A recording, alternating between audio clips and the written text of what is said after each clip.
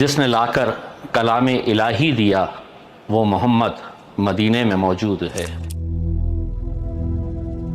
जिस मोहम्मद की मोहब्बत में हम मदीना तक चले जाते हैं, उनके खिलाफ गुस्ताखी होती है, तो क्या हम मुंबई तक नहीं जा सकते? बस इसी सोच को लेकर हमने तय किया कि हम मुंबई की तरफ जाएंगे। सरला बेटाचे महंत रामगिरी महाराज यांनी नाशिक जिल्ह्यामधल्या सिन्नरच्या पंचाळे गावामध्ये प्रवचनाच्या दरम्यान एका धर्माविषयी केलेल्या वक्तव्यामुळे वैजापूर शहरामध्ये तणाव निर्माण झाला होता। सरकार चाहती है कि हमने सड़क के ऊपर आना तो सुन ले सरकार, 5 दिन के बाद आपको बताया जाएगा कि सड़क के ऊपर कैसा निकला जाए, मुंबई की तरफ कूच कैसा किया जाएगा। हजारों की संख्या में मुंबई के लिए निकली भीड़ की ये तस्वीरें सोशल मीडिया पर छाई हुई हैं। गाड़ियों की लंबी कतार हैरान कर देती है। मुंबई में आज रामगिरी महाराज के खिलाफ AIMIM का यह हल्ला बोल है। अब सवाल ये पैदा हुआ कि जाए तो कैसे जाए, कैसी तरतीब बनाई जाए, कितने गाड़ियां रहेंगे, कितने लोग रहेंगे, अगर भीड़ ज्यादा हो जाती है, गाड़ियां ज्यादा हो जाती है तो उसका डिसिप्लिन कैसे मेंटेन किया जाएगा। कुछ चाहने वालों ने समझाया कि क्या जरूरत है ये करने की, अगर कुछ गड़बड़ हो गई तो सबसे पहले आपको पकड़ा जाएगा। किसी ने डराया, किसी ने हमारे अंदर एक खौफ पैदा करने की कोशिश की कि मत करो, हुकूमत से और पुलिस से पंगा लेना इस वक्त बराबर नहीं है। लेकिन हमने ये तय कर लिया था कि अपने मोहम्मद के मोहब्बत में हर चीज़ कुर्बान है। तय हुआ कि सुबह सुबह यहाँ से निकला जाएगा। महाराष्ट्र के कोने कोने से लोग अलग अलग रास्ता इख्तियार करते हुए मुंबई की तरफ जाएंगे। 23 सितंबर का दिन चुना गया। सुबह सुबह जल्दी निकलना था तो दूर दराज के जितने भी लोग थे वो रात में ही औरंगाबाद पहुंच चुके थे। हमने खुद भी तसव्वुर नहीं किया था, सोचा नहीं था कि इतने सारे लोग यहाँ पर आ जाएंगे। अब उन्हें रहने का इंतज़ाम करवाना था, उन्हें सुलाने का इंतज़ाम करवाना था। वो दूर दराज से सफ़र करके आ रहे थे तो रात के खाने का इंतज़ाम करना था, क्योंकि जिस काम के लिए हम जा रहे थे वो अपने मोहम्मद की मोहब्बत में जा रहे थे।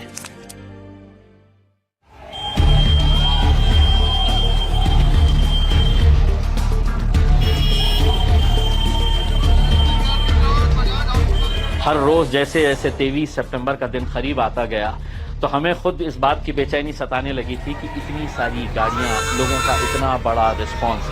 कहीं ना कहीं हमें ऐसा लगा कि हम जो प्लानिंग कर रहे हैं उससे कहीं ज़्यादा बड़ी तादाद के अंदर लोग इस रैली के अंदर शामिल होने वाले हैं। अब इसका मैनेजमेंट कैसा करना, तो फिर तय हुआ कि जितने शादी खाने हैं यहाँ पर सभी को हमने बुकिंग करना शुरू कर दिया। कई सारे ऐसे थे जो खुद से वॉलंटरीली जब हमारे लोग गए तो उन्होंने कहा कि नहीं, इस नेक काम के लिए हम भी आपका साथ देंगे। फिर ये तय हुआ कि 4 अलग अलग सेंटर्स शहर के अंदर बनाए गए और वहाँ पे अलग अलग टीम्स को डिप्यूट किया गया और उनके ऊपर ये जिम्मेदारी दी गई कि अगर शादी खाना है, सभागृह है, तो वहाँ पर उनके सोने का इंतज़ाम होना चाहिए, वहाँ पे खाने का इंतज़ाम होना चाहिए। तो हमारी प्लानिंग के हिसाब से हमने तकरीबन 7 कुंटल खाना उस रात के लिए बनाया, जो मेरे हिसाब से बहुत बड़ी संख्या को खाना खिलाने के लिए काफ़ी था। बड़ी तादाद के अंदर लोग इसमें खाना खा सकते थे। लेकिन रात में 1 बजे मुझे फ़ोन आता है और ये कहा जाता है कि बीड़ बाईपास का जो सेंटर है वहाँ पर खाना ख़त्म हो चुका है। अल्हम्दुलिल्लाह, देखिए लोगों का जज्बा कैसा था। रात में ऐलान किया गया वहाँ पे और उस बीड़ बाईपास के रेलवे स्टेशन के घरों में लोग नींद में से उठकर किसी ने रोटी बनाकर भेजा, तो किसी ने चावल बनाकर भेजा, किसी ने चाय बनाकर भेजा, तो किसी ने नाश्ता का इंतज़ाम किया। ये जज्बा था लोगों का और ये जज्बा इसलिए था कि जिस काम के लिए, जिस मकसद के लिए हम लोग जा रहे थे वो सभी के दिल के अजीज़ था, सभी के दिल से जुड़ा हुआ मुद्दा था और वो मुद्दा था हमारे नबी करीम सल्लल्लाहु अलैहि वसल्लम का मुद्दा। 23 सितंबर का दिन आ गया।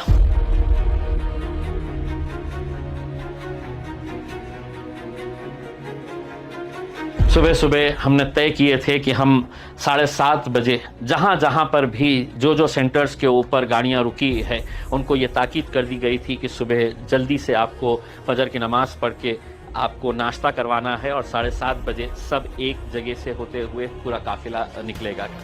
7:30 बजे हम लोग अपने घरों से निकल गए। हर एक गाड़ी के ऊपर तिरंगा लहरा रहा था। वो मंजर देखते बनता था।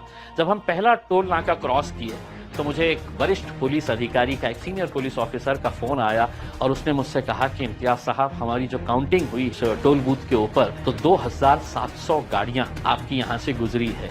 मैं खुद हैरान रह गया, क्योंकि जब मैं आगे था तो पीछे एंड कहाँ पर हो रहा था गाड़ियाँ नज़र नहीं आ रही थी, और अभी तो हमने अपना काफिले की शुरुआत ही करे थे। सुबह 7:30 बजे जब हम निकले तो उस वक्त सबसे आगे की गाड़ी के ऊपर मैं बैठा हुआ। हमें यह ख्याल रखना था कि किसी भी गाड़ी का खुदा ना करे कोई एक्सीडेंट ना हो, कोई ओवर स्पीडिंग ना करे, कोई शरारत से गाड़ी ना चलाए। उस वजह से मैं गाड़ी के ऊपर बैठ के पूरी तरीके से ये मॉनिटर कर रहा था कि हमारी गाड़ी की स्पीड कितनी रहनी चाहिए, पीछे से कोई गाड़ी ओवरटेक करने की कोशिश तो नहीं कर रही है, कोई हुल्लड़बाजी तो नहीं कर रहे है करके। 13 घंटे का ये सफ़र था।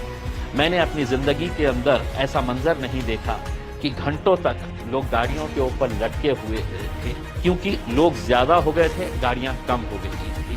अब समृद्धि पे आप लोग जानते हैं कि वहाँ पर कोई कैंटीन नहीं है, कहीं पर कोई फैसिलिटी नहीं है, तो हमने तय करा था कि एक मर्तबा निकलेंगे तो अपने मंजिल के ऊपर पहुँचने के बाद ही हम रुकेंगे। लेकिन हुआ ये कि हर जगह के ऊपर जहाँ जहाँ पर भी लोग जुड़ सकते थे, हज़ारों और गाड़ियाँ जुड़ती गई। इतनी गाड़ियाँ हो गई थी आखिर में कि आप अगर एक चढ़ाव के ऊपर से अगर देखते तो आपको ये तो समझ में आ रहा था कि गाड़ी का सर यहाँ पर है, रैली का सर यहाँ पर है, लेकिन उसकी टेल कहाँ पर है, वो एंड कहाँ पर हो रही है, कहीं पर भी नहीं।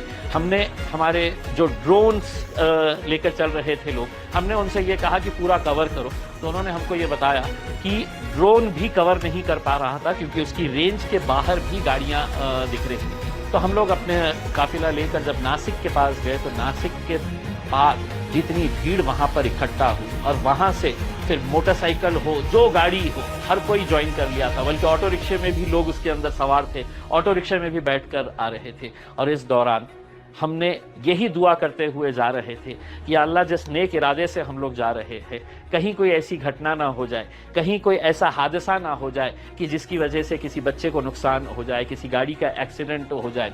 तो कहते हैं ना कि अगर अल्लाह की मदद तुम्हारे साथ हो तो क्या हो सकता है। 23 सितंबर को दुनिया ने देखा। पुलिस ने हमको बता दिया था कि इतने गाड़ियां मुंबई तक तो नहीं जा सकती है।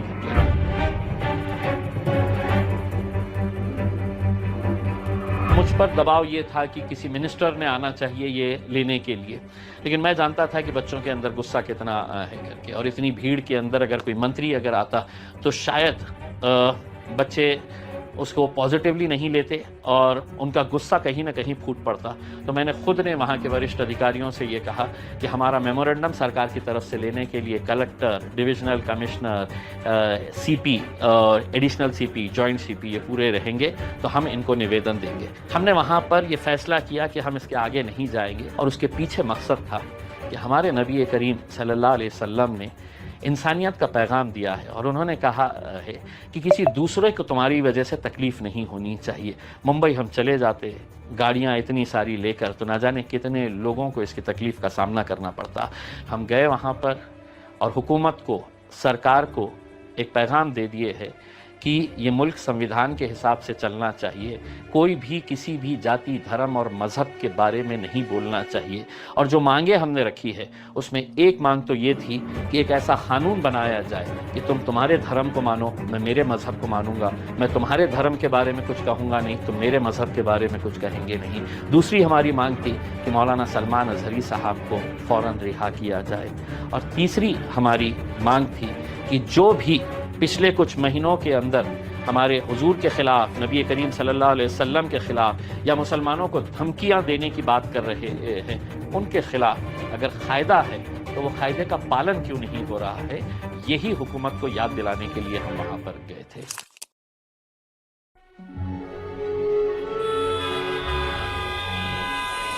बहुत सारे बुज़ुर्ग लोगों ने अपने बयानात में ये कहा है कि हमने 76 साल मुल्क की आज़ादी के अंदर इतनी बड़ी रैली किसी एक मुस्लिम कॉज के लिए हमने देखी नहीं थी। और अल्हम्दुलिल्लाह ये इसलिए मुमकिन हो सका कि हर इंसान इसके साथ जुड़ा हुआ था, दिल से जुड़ा हुआ था। अगर कोई ये कहता है कि ये मैंने किया था तो बिल्कुल गलत है। मैंने सिर्फ आवाज़ लगाई थी, और कहते हैं ना कि मैं अकेला ही चला था जानिब मंजिल, मगर लोग आते गए और काफिला बढ़ता गया। अब उसके बाद क्या रामगिरी की गिरफ्तारी हुई है, या किसी के ऊपर कार्रवाई हुई है करके, उसमें हमारा मकसद यही था, हम ये पैगाम देना चाह रहे थे कि हम भी इतने मुर्दार कौम नहीं है, हम भी सड़क के ऊपर आ सकते हैं, हम भी जमहूरियत के अंदर अपना एहतजाज दर्ज करा सकते हैं। यकीनन हमारी इस रैली का असर ये हुआ कि पुलिस डिपार्टमेंट भी सतर्क हो गया, अदालत को भी समझ में आया कि मुसलमानों के अंदर कितना गुस्सा है। और दूसरी बात यह है कि ये रैली ख़त्म होने के फ़ौरन बाद बहुत सारे अलग अलग राजनीतिक पार्टियों के MLAs और MPs जो मुसलमानों के वोट के ऊपर अपना राजनीतिक सफ़र करते हैं, उन्हें मालूम है कि अगर मुसलमान हट गया तो हमारी राजनीति की दुकान बंद हो जाएगी, तो उन्हें जब ये रैली के मंजर देखने को मिले तो दूसरे ही दिन ये लोगों ने सरकार को, हुकूमत को, चीफ मिनिस्टर को लेटर लिखकर ये मांग की कि रामगिरी के खिलाफ कार्रवाई होनी चाहिए, नितेश राणे के खिलाफ कार्रवाई होनी चाहिए। तो ये असर तो हुआ ही।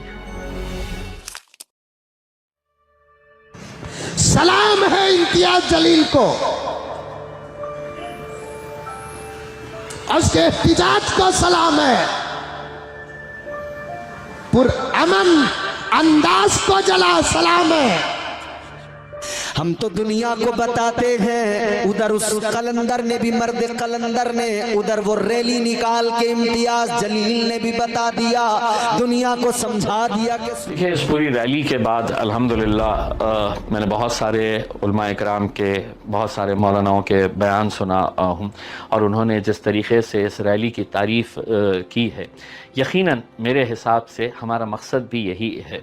हम यही कहना चाहते हैं कि हमारे इख्तिलाफ़ हो सकते हैं, हम अलग अलग राजनीतिक पार्टियों में बटे हुए हो सकते हैं, हम अलग अलग तंजीमों से के साथ जुड़े हुए हो सकते हैं, हमारी अलग अलग एक जमात हो सकती है, लेकिन कभी ना कभी, कहीं ना कहीं कुछ ऐसे मुद्दे आएंगे इस मुल्क के अंदर जहाँ पर आपको बाहैसियत मुसलमान होकर खड़े रहकर लड़ना पड़ेगा। और मैं समझता हूँ इसकी शुरुआत इस रैली